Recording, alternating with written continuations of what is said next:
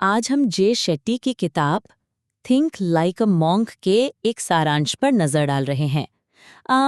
ये मन की शांति और उद्देश्य खोजने के लिए साधुओं के सिद्धांतों को अपनाने पर जोर देता है।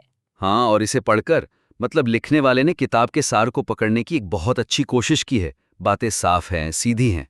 हम्म पर मुझे लगता है कि हम इसे सिर्फ एक अच्छी समरी से उठाकर एक ऐसा अनुभव बना सकते हैं जो पाठक को वाकई बदल दे। मतलब आप कह रही हैं कि जानकारी तो है, पर वो जुड़ाव पैदा नहीं हो रहा। बिल्कुल। इसमें जो बातें बताई गई हैं वे अपने आप में तो बहुत दमदार हैं, लेकिन वो आपस में जुड़ी नहीं लगती। अच्छा। ऐसा लगता है जैसे अलग अलग टिप्स दे दिए हों, पर उन्हें अपनी जिंदगी में एक साथ कैसे इस्तेमाल करना है वो धागा मिसिंग है। पहचान, नेगेटिविटी, मकसद, रिश्ते, ये सब अलग अलग मोती हैं। इन्हें जोड़ने वाली माला कहाँ है? लो, टिक। नेगेटिव विचारों को हटाओ, टिक। हाँ, बिल्कुल वही। लेकिन ये सब एक दूसरे को कैसे प्रभावित करते हैं, वो कनेक्शन गायब है। मिसाल के तौर पर, क्या अपनी पहचान को समझने से नेगेटिव विचारों पर काबू पाना आसान हो जाता है? यही बात है। शायद हाँ, पर यह सारांश उस कैसे का जवाब नहीं देता। तो मेरा पहला सुझाव यहीं से जुड़ा है। इस सारांश के सिद्धांतों को एक दूसरे से जोड़कर एक यात्रा का रूप देना होगा। एक यात्रा? हाँ, अभी ये अलग अलग पड़ाव लगते हैं, जबकि इन्हें एक रास्ते की तरह दिखना चाहिए। पाठक को ये महसूस होना चाहिए कि वो एक कदम से दूसरे कदम पर स्वाभाविक रूप से बढ़ रहा है। ओके। और यात्रा हमेशा अंदर से शुरू होती है, अपनी जड़ों से। दिलचस्प बात है। तो आप कह रहे हैं कि शुरुआत पहचान वाले हिस्से से होनी चाहिए। हाँ, जैसे एक साधु की तरह सोचने की यात्रा कहीं बाहर नहीं, बल्कि आपके अंदर शुरू होती है। बहुत अच्छा। ये समझने से कि आप असल में कौन हैं, ये एक अच्छी शुरुआत है, पर इसमें एक खतरा भी है। कैसा खतरा? अगर हम हर चीज को इतनी कसकर एक कहानी में बांध देंगे, तो क्या पाठक को ये महसूस हो सकता है कि ये बहुत आदर्शवादी या मुश्किल है? जैसे पहले अपनी पहचान समझो, फिर विचार कंट्रोल करो, फिर उद्देश्य खोजो। असल जिंदगी इतनी सीधी कहाँ होती है ना? सही बात है। कई बार लोग अपने रिश्तों की उलझन से अपनी पहचान पर सवाल उठाते हैं, तो ये रास्ता दो तरफा भी तो हो सकता है। बहुत अच्छा पॉइंट उठाया आपने। और हमें ये स्पष्ट करना होगा। हाँ। इसे एक सख्त नियम की तरह नहीं, बल्कि एक मार्गदर्शक नक्शे की तरह पेश करना है। हाँ। हमारा मकसद ये दिखाना है कि ये पड़ाव एक दूसरे को मजबूत करते हैं। अच्छा। ये एक दूसरे से जुड़े हुए हैं, एक सीधी लाइन में नहीं। हाँ। तो हम पहचान और नेगेटिव विचारों को ऐसे जोड़ सकते हैं। कैसे? जब आप अपनी असली पहचान को समाज की दी हुई उपाधियों से अलग करके देखते हैं, तो नेगेटिव विचारों की शक्ति अपने आप कम होने लगती है। क्योंकि तब आप समझने लगते हैं कि कौन सी आवाज आपकी अपनी है। बिल्कुल। और कौन सी बाहर से थोपी गई है। हाँ, बिल्कुल। ये बेहतर है। अब ये एक कारण और परिणाम जैसा लग रहा है, न कि सिर्फ दो अलग अलग निर्देश। और इस लॉजिक को आगे बढ़ाते हुए, जब मन में बाहरी शोर कम हो जाता है, तब इंसान अपने अंदर की आवाज, अपने असली मकसद को बेहतर सुन सकता है। बिल्कुल। तो अगला कनेक्शन बनता है उद्देश्य या धर्म का।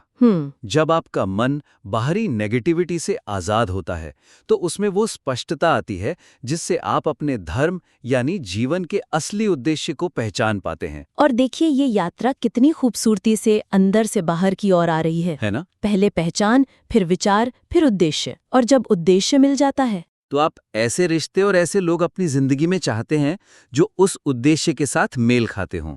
हाँ, तो मकसद और रिश्तों का पुल भी बन गया। अपने धर्म को खोजने के बाद आप स्वाभाविक रूप से ऐसे रिश्ते बनाते हैं जो आपके उस उद्देश्य को पूरा करने में मदद करते हैं, न कि आपको उससे भटकाते हैं। वाह, अब ये पूरी बात एक कहानी की तरह लग रही है। ये सिर्फ पॉइंट्स नहीं रहे, ये एक दर्शन बन गया है। हाँ, एक दर्शन। और यही बदलाव इसे एक सामान्य सारांश से एक यादगार अनुभव बना देगा।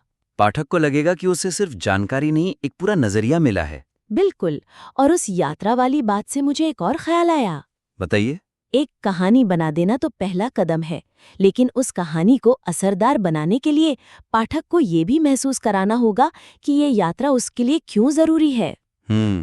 अभी के सारांश में क्या करना है ये तो साफ है, पर उस क्यों तक कैसे पहुंचे?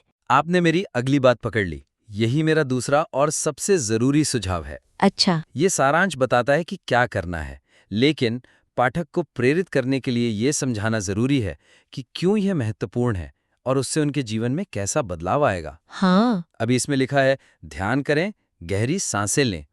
ये तो कोई भी कह सकता है, पर इन क्रियाओं के पीछे का जादू क्या है? वो एहसास क्या है जो पाठक को मिलेगा? वो इस तरह गायब है। बिल्कुल सही है। ये ऐसा है जैसे आप किसी को एक शानदार डिश की रेसिपी तो दे दें, पर ये ना बताएं कि उसे खाकर कैसा महसूस होगा। बिल्कुल सही उदाहरण है। आप कह रहे हैं कि हमें क्रिया के पीछे की भावना को उजागर करना होगा। और मुझे लगता है कि कुछ शब्दों के चुनाव में भी गहराई लाई जा सकती है। जैसे नकारात्मक विचारों पर नियंत्रण करें। नियंत्रण शब्द से मतलब ऐसा लगता है जैसे हमें उनसे लड़ना है, उन्हें दबाना है। बहुत गहरी बात कही आपने।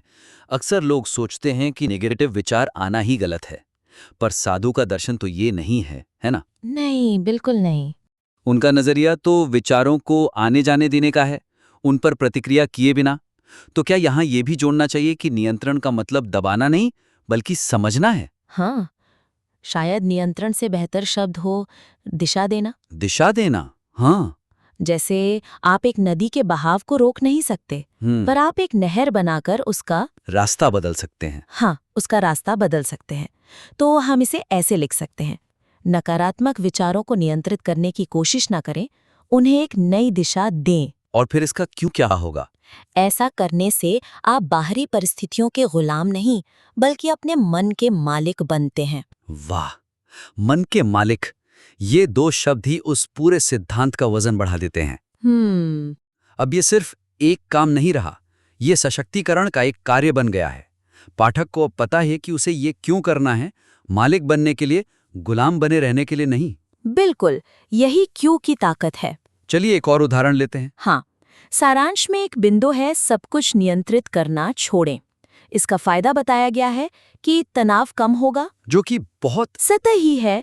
तनाव कम करना तो हर कोई चाहता है, लेकिन साधु का दर्शन इससे कहीं ज्यादा गहरा है। बिल्कुल, तनाव कम होना तो बस एक साइड इफेक्ट है, असली इनाम तो कुछ और है। तो हम इसे कैसे और गहरा बना सकते हैं?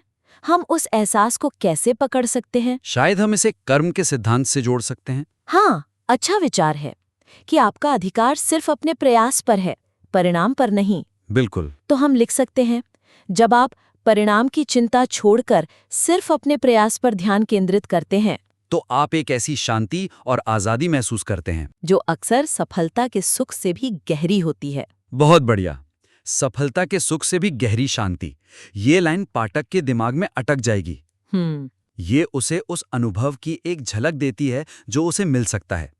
अब ये सिर्फ एक सलाह नहीं है, ये एक वादा है, एक आमंत्रण है। और यही चीज उसे प्रेरित करेगी। बिल्कुल, पाठक को ये महसूस कराना है कि ये सिद्धांत बोझ नहीं, बल्कि आजादी का रास्ता है। और ये बदलाव हर बिंदु में करना होगा, हर क्या के साथ एक शक्तिशाली क्यों और कैसा जोड़ना होगा। हाँ, जब पाठक हर सिद्धांत के पीछे का भावनात्मक लाभ समझेगा, तभी वो उन विचारों को अपनी जिंदगी में उतारने के लिए तैयार होगा। और जब वो तैयार होगा, तब वो सोचेगा, ठीक है, मुझे ये दर्शन समझ आ गया, मैं ये शांति, ये आजादी चाहता हूँ। अब मैं क्या करूं? पहला कदम क्या है? और यहीं पर हमारा तीसरा सुझाव आता है, जो सारांश के अंत से जुड़ा है।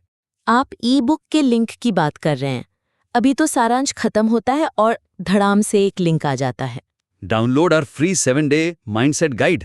हाँ, ये बहुत अचानक और डिस्कनेक्टेड लगता है। बिल्कुल, ये ऐसा है जैसे आपने एक शानदार फिल्म दिखाई और क्रेडिट्स रोल होते ही एक वॉशिंग पाउडर का विज्ञापन शुरू कर दिया। हाँ, सही कहा, जुड़ाव की कमी है। पाठक को ये समझ नहीं आता कि थिंक लाइक अ मॉन्क की गहरी बातें पढ़ने के बाद उसे अचानक एक 7-डे गाइड क्यों चाहिए।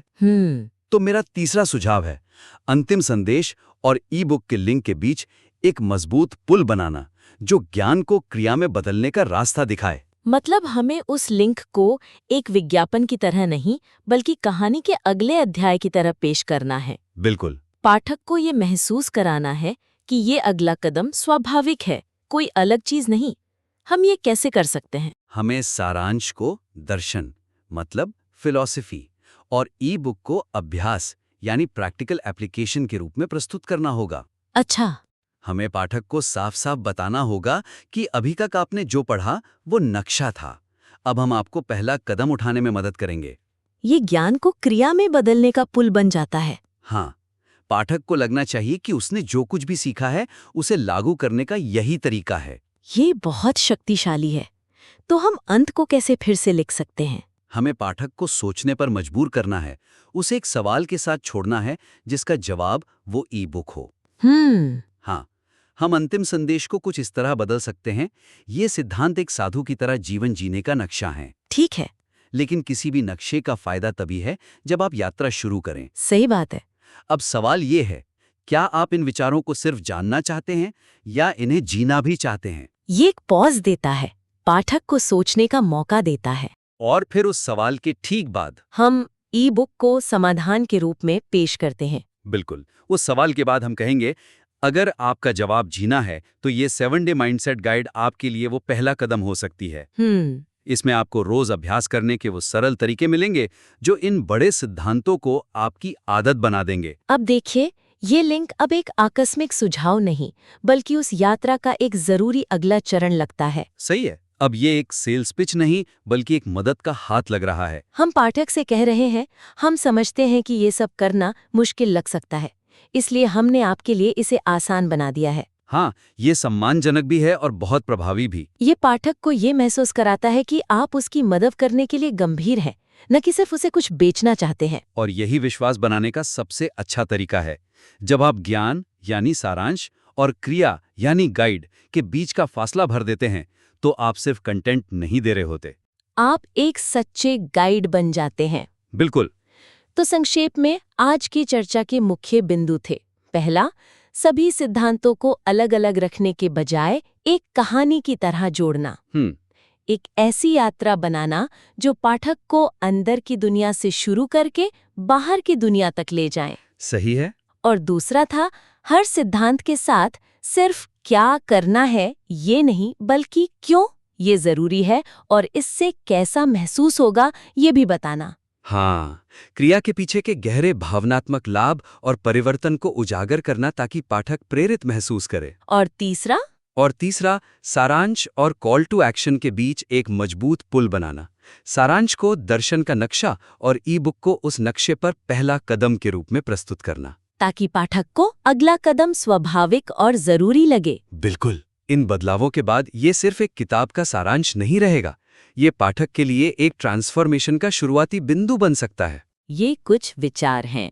इन्हें लागू करने के बाद अगर आप इस काम को फिर से भेजना चाहें तो हमें इसे देखकर खुशी होगी।